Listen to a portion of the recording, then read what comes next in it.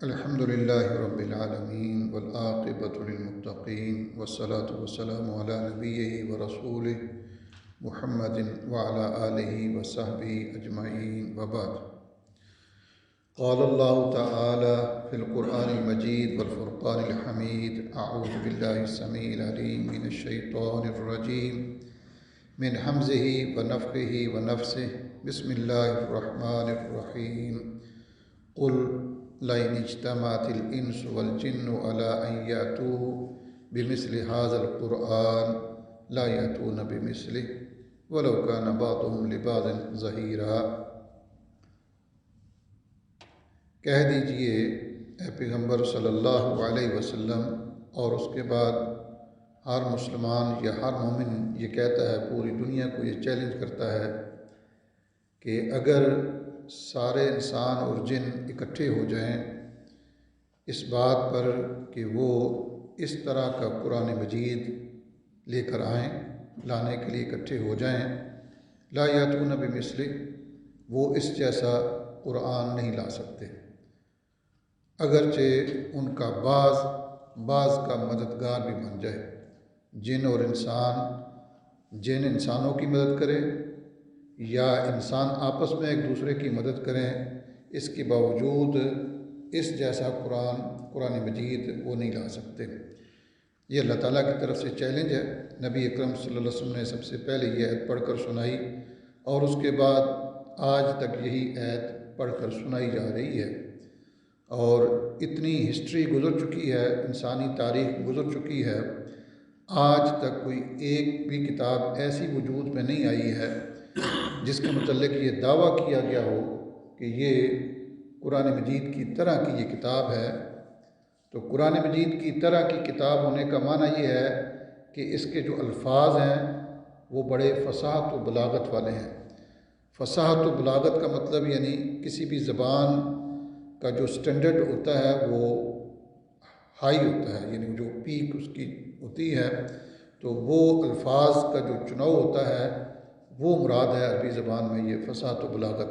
آپ نے یہ لفظ کئی بار سنا ہوگا، فصیح اور بلیغ، یہ لفظ اردو میں بھی استعمال ہوتے ہیں کہ فلاں آدمی جی بڑا فصیح و بلیغ ہے۔ تو اسی طرح اس کے جو معانی ہیں قرآن مجید کے، وہ بھی بڑے نپے تلے ہیں اور بڑے جامع ہیں، اور اسی طرح اس کی جو خبریں ہیں، اس نے جو اخبار دی ہیں، خبریں دی ہیں، وہ بھی بڑی یعنی مصدقہ ہیں اور وہ سچی ہیں۔ 3 طرح کی خبریں ہیں قرآن مجید نے دی ہیں۔ ایک سابقہ انبیاء کی خبریں دی ہیں، ایک اس وقت کے موجودہ حالات کے متعلق کوئی خبریں دی گئی ہیں، اور ایک آنے والے وقت کے متعلق یا آنے والے جو وقوع ہیں یا واقعات ہیں ان کے متعلق خبریں دی گئی ہیں، اور ساری کی ساری سچی ہیں۔ کوئی بھی ان میں سے کوئی خبر ایسی نہیں ہے کہ جو کوئی جھوٹی نکلی ہو، کوئی ایسی خبر نہیں ہے۔ اسی طرح یہ قرآن مجید، اس کے اندر سائنسی اعجازات بھی ہیں، یعنی سائنسی طور پر جو سائنسدان ہیں وہ جو ایجاد کرتے ہیں، جو باتیں کرتے ہیں، تو وہ قرآن مجید اس سے انگیسٹ نہیں ہے، بلکہ بہت ساری چیزیں قرآن مجید سے لی گئی ہیں۔ تو اس کو اعجاز العلمی کہتے ہیں۔ جو سائنسی معجزات ہیں یعنی قرآن مجید کے، اس کا نام اعجاز العلمی ہے۔ تو علم سائنس کو کہتے ہیں، یعنی کتنا حیرانگی کی بات ہے۔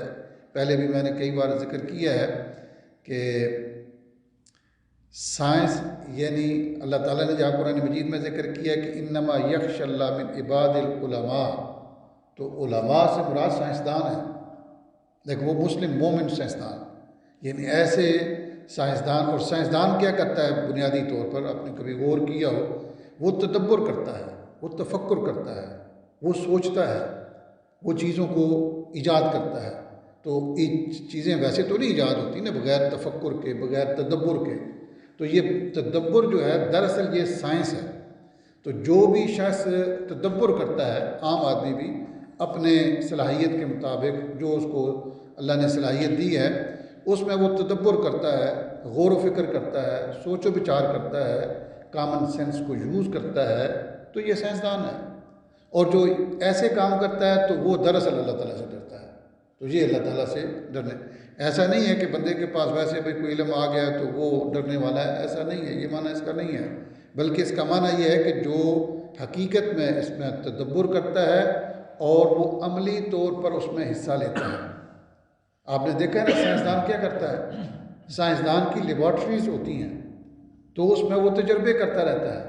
تو بالکل اسی طرح جو مسلمان یا مومن وہ اس کے تجربے کرتا ہے. اس نے کہا ہے نماز پڑھو تو وہ نماز پڑھتا ہے.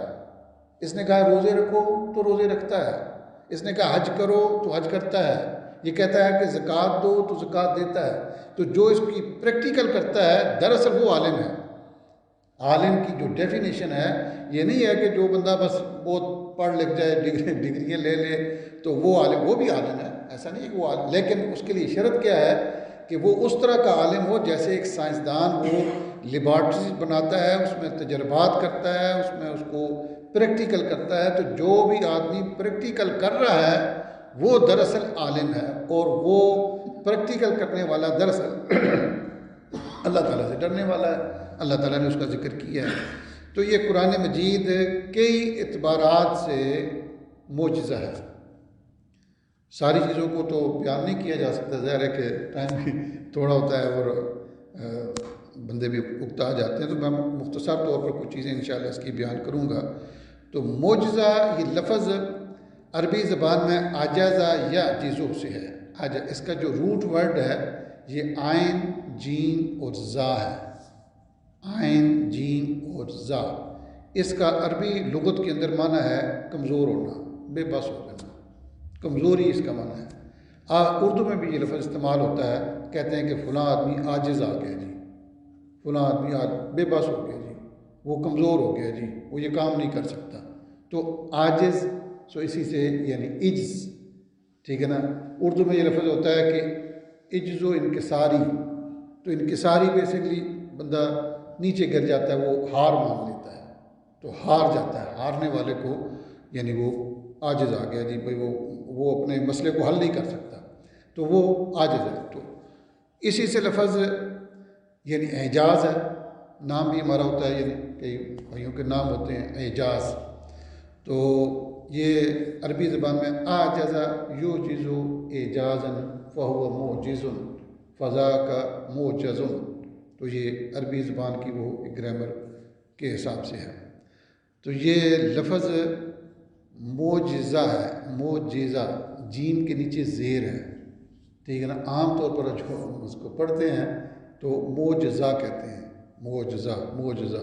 تو معجزہ جا نہیں ہے، جی ہے، معجزہ. اس میں فرق کیا ہے؟ فرق یہ ہے کہ معجز کا مطلب ہوتا ہے کہ جو دوسرے کو عاجز کر دے. معجز کا مطلب یہ ہوتا ہے، یہ معجزہ کہ جو دوسرے کو کمزور کر دے، جو دوسرے کو ہرا دے، جو دوسرے کو بے بس کر دے، یہ معنی ہوتا ہے معجز کا یا معجزہ کا. اور معجزہ اس جیم پر اگر یعنی زبر پڑھے، فتح پڑھیں تو اس کا معنی یہ ہوگا کہ وہ چیز جس کو ہرا دیا گیا ہو، جس کو بے بس کر دیا گیا ہو. تو عربی زبان میں یہ میں آپ کو آسان الفاظ میں سمجھانے کی کوشش کر رہا ہوں کہ عربی زبان میں تین چیزیں ہوتی ہیں. ایک فعل ہے، ایک فاعل ہے، ایک مفعول ہے. فعل کیا ہوتا ہے؟ کام ہوتا ہے، کوئی بھی کام ہے اس کو فعل کہتے ہیں عربی زبان میں، فعل. تو جو فعل جو کرنے والا ہے نا اس کو کہتے ہیں فاعل، اور جس پر ہو رہا ہوتا ہے نا اس کو کہتے ہیں مفعول. تو اسی طرح یہ عجز کیا ہے؟ فعل ہے. عجز کسی کو ہرا دینا، کسی کو بے بس کر دینا. یہ جو کرنے والا ہے نا اس کا نام ہے معجز. اس کے لیے لفظ ہے معجز. معجز بیسیکلی ہرانے والا ہے، دوسرے پر فتح یاب ہونے والا ہے، جو دوسرے کو یعنی شکست دینے والا ہے، یہ معجز ہے. جس کو شکست دی جا رہی ہے وہ معجز ہے، جس کو شکست دی جا رہی ہے وہ بے بس ہے. تو دنیا ساری کیا ہے؟ یہ معجز ہے. ساری دنیا وہ معجز ہے قرآن مجید کے مقابلے میں. یعنی قرآن مجید نے ساری دنیا کو ہرا دیا ہے، یا ساری کتابوں کو ہرا دیا ہے. اس ساری کتابوں کو بے بس کر دیا، یا سارے انسانوں کو اس نے بے بس کر دیا، تاکہ جنوں کو بھی بے بس کر دیا. ہر چیز کو جو بے بس کرنے والی چیز ہے تو وہ قرآن مجید ہے، یعنی اپنے اعجاز کے حوالے سے۔ تو یہ تو اس کا یعنی لغوی معنی ہے کہ لغت کے اندر، ڈکشنری کے اندر یعنی معجز، اور اسی طرح آپ نے یہ لفظ سنا ہوگا یعنی معجزات قرآن، معجزات قرآن۔ تو معجزات نہیں ہوتا، جب اس کو جمع کے ساتھ بولتے ہیں تو صحیح بولتے ہیں، جب لکھتے بھی ہیں ایسے بولتے ہیں تو کہتے ہیں معجزات، معجزات قرآن یا قرآنی معجزات۔ تو لیکن جب اکیلا بولتے ہیں مفرد کے لیے یعنی سنگولر اس کو کر کے بولتے ہیں تو پھر اس کو اس کی غلط پروننسیشن ہوتی ہے، معجزہ، معجزہ کہتے ہیں۔ تو یہ معجزہ نہیں ہے، معجزہ ہے۔ تو بہرحال قرآن مجید نے یہ چیلنج کیا ہے، قرآن مجید نے یہ کہا ہے کہ سارے انسان اور جن اکٹھے بھی ہو جائیں تو اس طرح کا قرآن مجید نہیں لا سکتے۔ پھر اللہ تعالیٰ نے کہا ہے کہ بے عشر سور، 10 صورتیں نہیں لا سکتے۔ پھر اللہ نے کہا کہ ایک صورت بھی نہیں لا سکتے، قرآن مجید کی ایک صورت، کہ اس کے لانے کا معنی یہ ہے، ایسا نہیں ہے کہ وہ عربی سنٹینس نہیں بنا سکتے، عربی سنٹینس تو کتابیں بڑی بڑی ہیں، اس کے اندر جو اس کی فصاحت و بلاغت یا اس کے معانی یا اس کی جو حقیقت ہے کہ یہ جو کچھ کہتا ہے وہ بالکل حق ہے، وہ سچ ہے، اور اس کے اندر کوئی ایسی چیز نہیں ہے کہ جو تذبذب والی ہو، جو شکوک شک شبے والی ہو، جو غلط ہو، ایسا نہیں ہے۔ جبکہ دنیا کی جتنے علوم ہیں ان سب وہ چینجیبل ہے، وہ اس کے اندر شکوک و شبہات ہو سکتے ہیں۔ یہ جتنے لوگ نجومی ہوتے ہیں، نجومی بھی خبریں دیتے رہتے ہیں اور بڑے وہ پامسٹر ہوتے ہیں اور ہاتھوں کو کوئی دیکھ کر کرتا ہے، کوئی کس طرح کرتا ہے، لیکن وہ سارے یہ کہتے ہیں کہ ہم غیب نہیں جانتے۔ قرآن مجید کہتا ہے کہ یہ غیب کی خبریں ہیں۔ کوئی دنیا میں ایسا انسان نہیں ہے جو کہتا ہو کہ یہ جو میں بتا رہا ہوں نا یہ 100% ہے، وہ 100% وہ کہتا ہے کہ یہ میرا علم یہ کہہ رہا ہے، ہو سکتا ہے ٹھیک ہو سکتا ہے غلط ہو۔ قرآن مجید یہ نہیں کہتا کہ ہو سکتا ہے ٹھیک ہے، ہو سکتا ہے، یہ قرآن مجید کا طریقہ کار نہیں ہے۔ قرآن مجید نے کہا ہے کہ یہ بات ہے تو ہے، اس نے کہا ہوئی ہے ہوئی ہے، اس نے کہا ہوگی تو وہ ہوگی۔ اس کے اندر ایسا نہیں ہے کہ وہ جس طرح انسان ٹیوے لگاتا ہے یا اندازے لگاتا ہے یا یہ باتیں کرتا ہے کہ میں جی آپ کو بتا رہا ہوں تو ہو سکتا ہے، یہ میرا علم ہے جی، یہ میرا اندازہ ہے جی، یہ میرا۔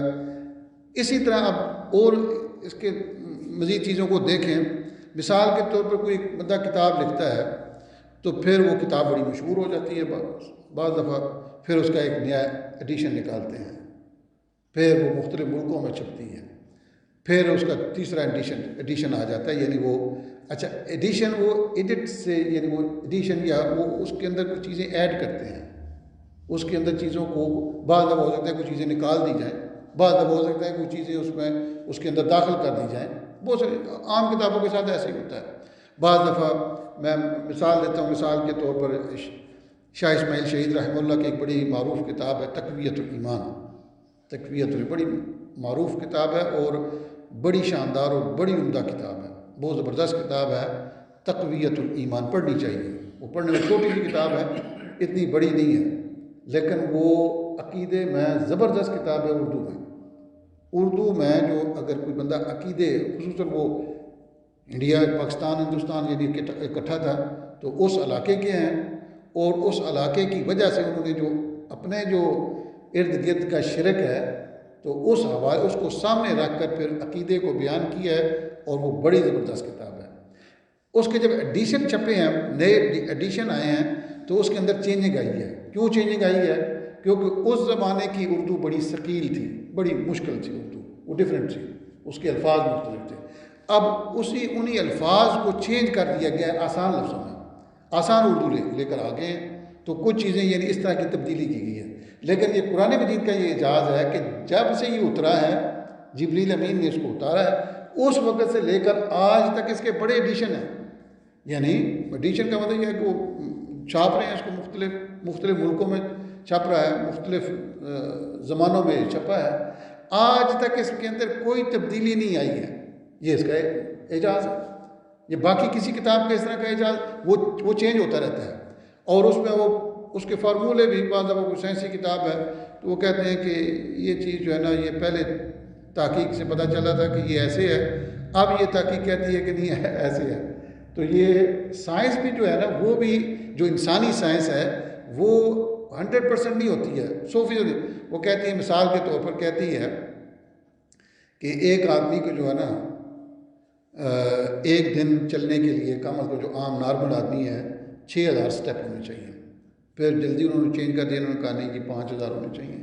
اب وہ یہ اچھا کبھی کہا کہ یہ جو آئل ہے یہ بہتر ہے، پھر کہا نہیں یہ جو بٹر ہے نا یہ بہتر ہے، تو کبھی یہ کہا کہ یہ چیز بہتر ہے، کبھی کہا یہ بہتر ہے، تو یہ چینج ہوتا رہتا ہے۔ کہنے کا مطلب یہ ہے کہ جتنی اس طرح کی معلومات ہیں یا چیزیں یہ انسان جن کی طرف جاتا ہے تو وہ تبدیل، لیکن قرآن مجید نے جو بات کہی ہے وہ 100% ہے اسی طرح۔ قرآن مجید نے کہا ہے کہ ہم نے انسان کو پیدا کیا ہے پانی کے ساتھ، پانی سے یعنی وہ قطرہ ہوتا ہے، اس کو ہم نے خون بنایا ہے اور اسی کو ہم نے جمایا ہے اور اسی کو ہم نے لوتھڑا بنا دیا ہے، اسی کو ہم نے شکل دی ہے، سبحان اللہ، اور اسی کو ہم نے کان بھی دیے ہیں اور آنکھیں بھی دی ہیں۔ اللہ تعالیٰ نے کہا ہے کہ ہم نے اس کو کان دیے ہیں اور اس کو آنکھیں دی ہیں، اور قرآن مجید نے جو بیان کیا پہلے کانوں کا ذکر کیا اور پھر آنکھوں کا ذکر کیا، ٹھیک ہے نا؟ یعنی قرآن مجید نے جہاں بھی ذکر اس طرح کیا ہے نا کہ وَجَعَلَ لَكُمُ السَّمْعَ وَالْأَبْصَارَ، وَجَعَلَ لَكُمُ السَّمْعَ، جہاں بھی ذکر کیا ہے اللہ نے پہلے کان کا ذکر کیا بعد میں آنکھ کا ذکر کیا۔ سائنس یہ کہتی ہے کہ انسان کے پہلے کان بنتے ہیں پھر آنکھ بنتی ہے۔ جو سائنسدان ہیں انہوں نے جب اس کو اپنے لیبارٹری میں تجربے میں چیک کیا کہ انسان کی تخلیق کیسے ہوتی ہے تو واقعہ ان کو پتہ چلا کہ واقعتاً انسان جب بنتا ہے تو سب سے پہلے یہ ایک پانی کا قطرہ ہی ہے، وہی پانی کا قطرہ خون میں کنورٹ ہوتا ہے اور وہی خون کا قطرہ وہ جمتا ہے پھر پہلے ظاہر ہے کہ خون لیکوڈ چیز ہے، لیکوڈ سے وہ کیا ہوتا ہے وہ جمتا ہے، جمنے کے بعد وہ لوتھڑا بنتا ہے، پھر مخلقۃ و غیر مخلقہ۔ مخلقہ مطلب یہ ہوتا ہے کہ اس کی پھر وہ چیزیں بنتی ہیں، یہ کان ہے، یہ آنکھیں ہیں، یہ باقی سارے آرگنس ہیں جتنے، یہ بعد میں بنتے ہیں۔ اور سائنس یہ کہتی ہے سبحان اللہ کہ جب تک یہ مخلقہ اور غیر مخلقہ کی سٹیج پر نہیں پہنچتا ہے تب تک سب کا سسٹم سارے جانوروں کا انسانوں کا ایک جیسا ہے۔ یہ سارے جتنے بھی جانور ہیں جتنے بھی وہ سب ایسے ہی رہتے ہیں، لیکن جب وہ وہاں تک پہنچ جاتا ہے کہ خون کا لوتھڑا وہ بن جاتا ہے، مضغہ وہ بن جاتا ہے، اس کے بعد جب اس کی سٹیج آتی ہے کہ یہ اب مخلقہ ہے اور غیر مخلقہ ہے، بعض دفعہ وہ غیر مخلقہ ہوتا ہے، مر جاتا ہے وہ وہاں ہی، اس کو دنیا میں نہیں آتا، لیکن جب وہ بنتا ہے تو پھر اس کے بعد جو جانور جس طرح کا ہے، اگر کوئی کتا ہے تو وہ کتے کی شیپ بنتا ہے، اگر کوئی گدھا ہے تو گدھے کی شیپ بنتا ہے، گھوڑا ہے تو گھوڑے کی شیپ، انسان ہے تو انسان کی شیپ بنتا ہے، اس کے بعد یہ چیز ہوتی ہے۔ اور یہ قرآن مجید نے اس کو بیان کیا ہے، تو کتنی زبردست یہ اچھا یہ بیان کس زمانے میں یہ چیزیں ہوئی ہیں؟ اس زمانے میں اس طرح کی سائنس اس کا کوئی تعلق اس طرح کی چیزوں کا نہیں تھا۔ تو بہرحال قرآن مجید نے بہت ساری اس طرح کی چیزوں کا ذکر کیا ہے۔ مثلا قرآن مجید نے ایک سورت ہے سورہ النحل، النحل شہد کی مکھی کو کہتے ہیں، تو شہد کی مکھی کو اللہ تعالیٰ نے کہا ہے کہ تو اپنا جو ہے نا گھر بنا ادھر اور سارے پھلوں سے تو رس چوس، تو اب دیکھتے ہیں کہ وہ جو خبر دی گئی ہے وہی کرتی ہے، وہ سارے پھلوں سے رس چوستی ہے، اور اس کے بعد اللہ نے کیا کہا ہے کہ اس میں اللہ نے شفا رکھی ہے، تو سائنس بھی اس کو پروف کرتی ہے کہ اس کے اندر شفا ہے اور انسان سے فائدہ اٹھاتا ہے۔ یعنی انسان بعض دفعہ کہتے ہیں جی گلا خراب ہے، چلو جی کھانسی لگی ہوئی ہے جی، تو زکام ہے جی، یا پیٹ کا مسئلہ ہے جی، یا فلاں ہے، تو کیا کہتے ہیں جی شہد کو، تو شہد کو یہ شفا کس نے کہا ہے؟ یہ قرآن مجید نے کہا ہے۔ تو قرآن مجید نے جو خبر دی ہے وہ 100% ہے۔ قرآن مجید نے کہا کہ ہم نے نبی بھیجے ہیں، رسول بھیجے ہیں، کسی نے دیکھے تو نہیں ہیں لیکن سارے لوگ مانتے ہیں۔ یہ نبی علیہ الصلوۃ والسلام کو بھی جب یعنی کہا گیا کہ یہ جو آپ کے بارے میں یہ اعتراض کرتے ہیں، یہ شکوک و شبہات کرتے ہیں، ان کو کہیے ذرا پوچھیے بنی اسرائیل سے، ان کے پاس رسول آئے تھے کہ نہیں، کہ یہ رسول کو نئی چیز تو نہیں ہے، یعنی میں رسول ہوں تو مجھ پر تعجب کر رہے ہو، تو ذرا پوچھو ان کے جو علماء ہیں یہود و نصارہ کے، آپ ان سے پوچھیں تو وہ بتلائیں گے آپ کو کہ پہلے بھی رسول اور نبی گزرے ہیں۔ تو جس چیز کی خبر دی گئی ہے، اب طوفان نوح اس کی خبر دی گئی ہے اور وہ خبر درست ہے، یعنی وہ خبر درست ہے، اس میں کوئی ایسا نہیں ہے کہ وہ خبر نہیں جی ایسے ہے ایسے ہے، نہیں، جو جس چیز کی بھی خبر دی گئی ہے قرآن مجید نے جو خبر دی ہے وہ 100% ہے، یعنی اس کے الفاظ بھی بڑے نپے تلے ہیں، اس کے الفاظ بھی ایسے ہیں کہ اس طرح کے الفاظ کو وہ نہیں لا سکتا، زبردست ایسے الفاظ، اور اس کا جو نظم ہے یعنی ان کو جو جوڑا گیا ہے، یعنی جو عربی زبان کے ماہرین ہیں اس وقت بھی اور آج بھی اور ہر زمانے میں یہ ماہرین رہے ہیں، وہ کہتے ہیں کہ یہ ایسی کتاب ہے نہ یہ نظم ہے نہ یہ نثر ہے، سبحان اللہ، دو ہی طرح کی کتابیں ہیں دنیا کے اندر عربی میں، یا تو وہ نظم ہوتی ہے، نظم یعنی جیسے شعر ہوتے ہیں نا، شعر کو آپ آسان لفظوں میں وہ نظم کے وہ اس کو آپ کہہ لیں، یا یہ ہے کہ وہ نثر یعنی جو ویسے کتاب لکھی جاتی ہے ایک پیراگراف کی صورت میں، تو وہ دو ہی چیزیں، تو یہ دیکھنے والے کو پتہ چلتا ہے کہ کبھی کہتا ہے کہ یہ نظم ہے، کبھی کہتا ہے نثر ہے، تو نہ نظم ہے نہ یہ نثر ہے، یہ اللہ تعالیٰ کی کلام ہے، اور اللہ تعالیٰ کی کلام اتنی یونیک ہے کہ اس کا یعنی انسان جب غور کرتا ہے نا تو غور کرنے والے ہی علماء ہیں، دراصل یہ بار بار میں کہتا ہوں تو غور و فکر کرنا چاہیے، غور سے پتہ چل جاتا ہے کہ یہ واقعتاً یہ اللہ کی کلام ہے بھائی۔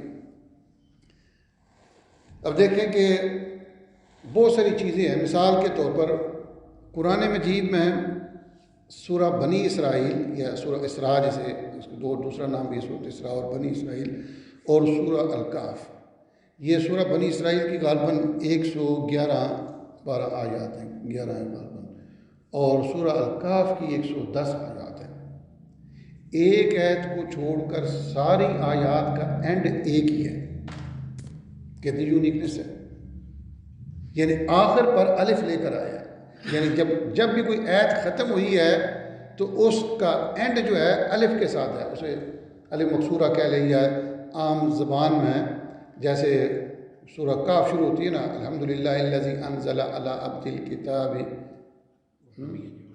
ولم یجعل لہ عوجا، جیم کے اوپر بیسکلی دو زبریں ہیں اور اس کے اوپر سٹاپ کا سائن ہے، تو وہ جا، تو یہ جتنی آیات ہیں سب کا یہ اینڈ ایسے ہی ہے، سوائے بنی اسرائیل کی پہلی آیت کے، تو یہ کتنی آیات اکٹھی بیان ہوئی ہیں اور سب کا اینڈ ایک ہے، اس طرح کی کوئی کلام لے کر آئے نا، ایسی کوئی کلام یعنی انسان اس طرح کی گفتگو یا انسان اس طرح کی گفتگو یا لے کر نہیں آ سکتا، یعنی ایسی اس کی یونیکنیس ہے یا ایسا یہ یونیک ہے، کوئی بھی چیز اس کی آپ دیکھیں گے تو ایسے بندے کو حیران کر دیتی ہے، بندے کو جو بندہ غور و فکر کرنے والا ہے نا اس کو یہ ورطۂ حیرت میں یہ ڈال دیتی ہے۔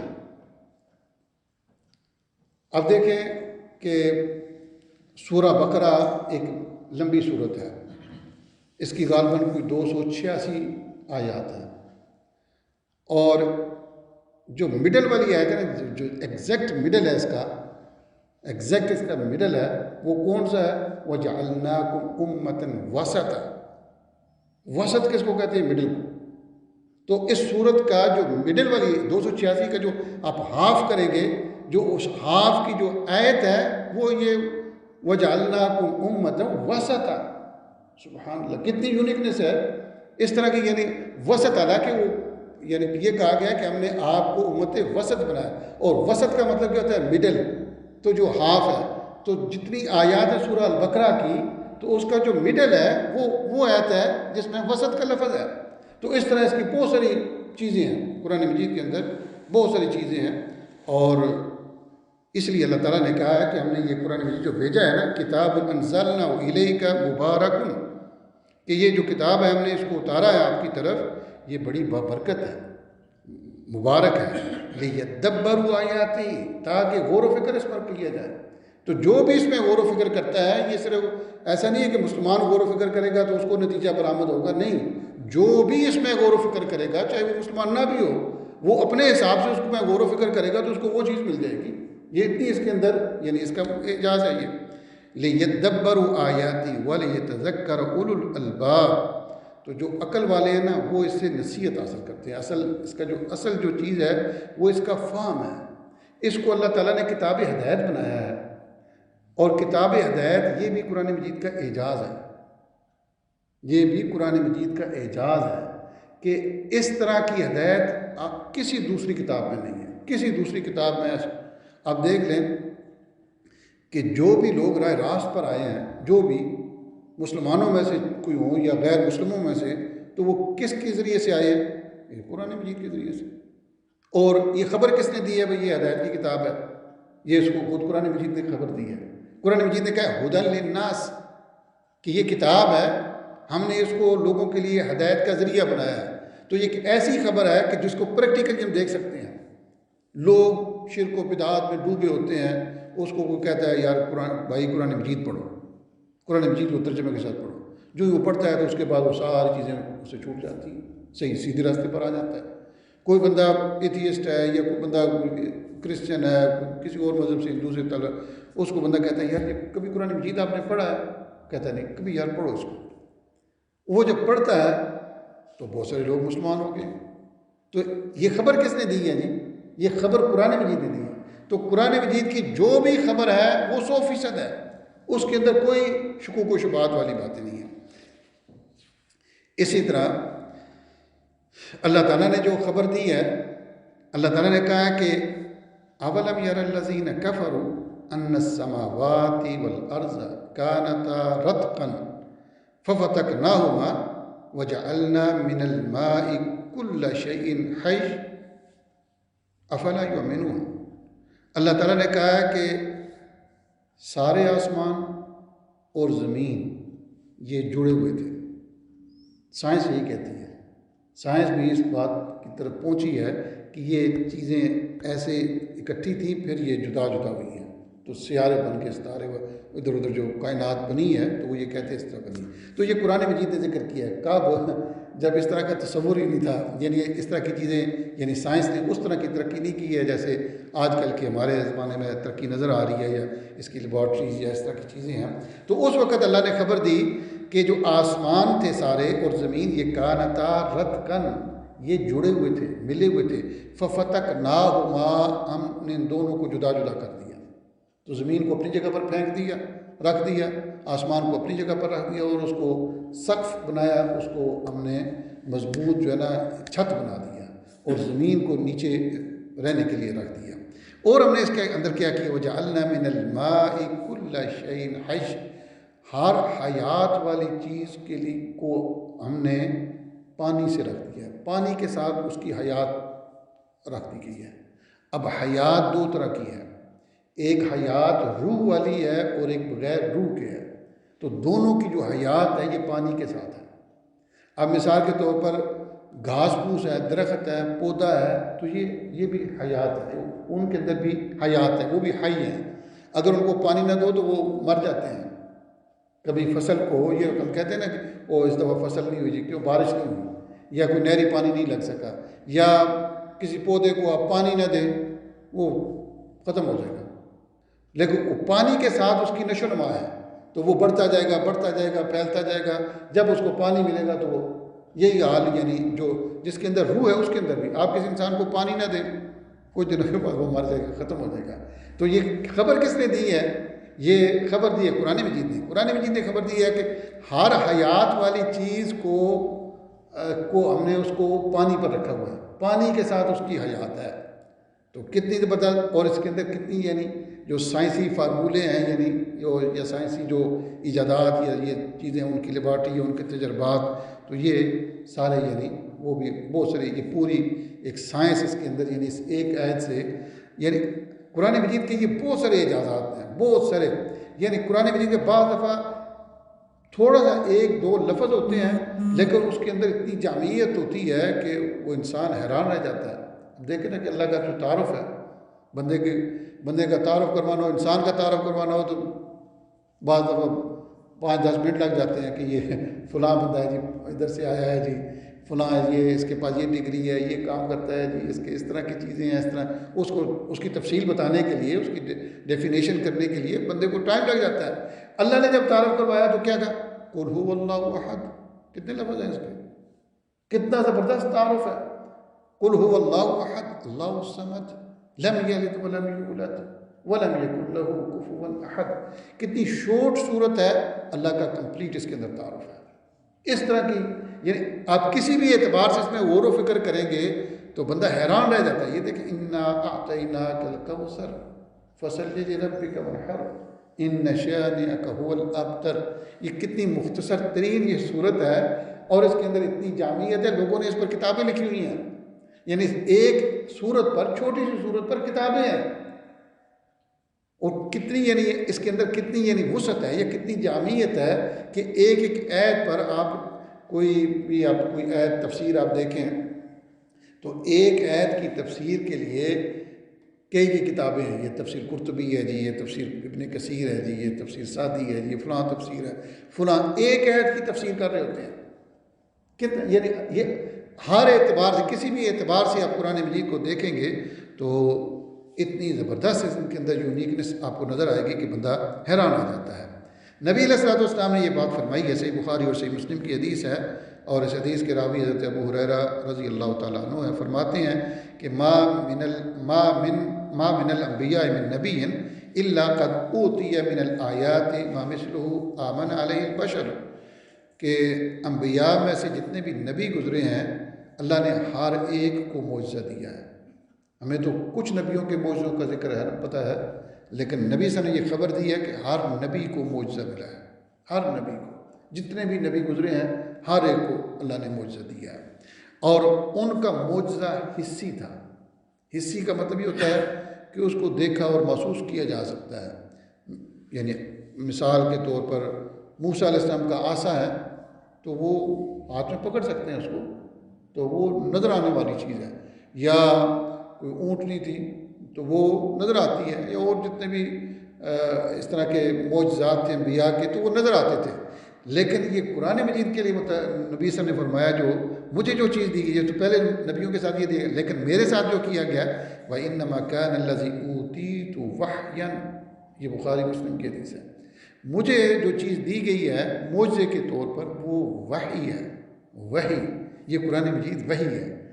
اور اوحى اللہ الیہ، یہ وحی اللہ نے میری طرف کی ہے. سو لفظ وحی خود ایک یعنی ایسا لفظ ہے کہ اس کی ایکسپلینیشن کے لیے کافی وقت چاہیے. یعنی وحی اصل میں خفیہ گفتگو کو کہتے ہیں، راز کی گفتگو کو کہتے ہیں، کہ جو صرف دو ذاتوں کو آپس میں کنیکٹ کرتا ہے، کوئی تیسرا اس کو جان نہیں سکتا. یہ ہے وحی، بڑی باریک چیز ہوتی ہے. اب دیکھیں کہ جبریل امین نبی صلی اللہ علیہ وسلم پر کے پاس آتے، وحی لے کر آتے، نبی صلی اللہ علیہ وسلم صحابہ کرام میں موجود ہوتے، لیکن صرف وہ گفتگو یا وہ جو کلام ہے وہ صرف نبی علیہ الصلوۃ والسلام سنتے، باقی کوئی نہیں سنتا. تو نبی وہ یعنی وحی اتنی یعنی مخفی ہے، مخفی چیز کے لیے وحی کا لفظ استعمال ہوتا ہے. آج کل اس وقت لوگوں نے یعنی یہ اعتراض بھی، جو وحی پر اعتراض کرنے والے ہیں نا، تو ان کا یہ بھی ایک اعتراض ہے کہ یہ کیسے پاسبل ہے جی کہ اکٹھے سارے بیٹھے ہیں، آواز ایک آئے، آواز صرف ایک آدمی سنتا ہے دوسرا سنتا نہیں، یہ کیسے پاسبل ہے؟ تو انہوں نے اپنے عقل سے اس کو پرکھا.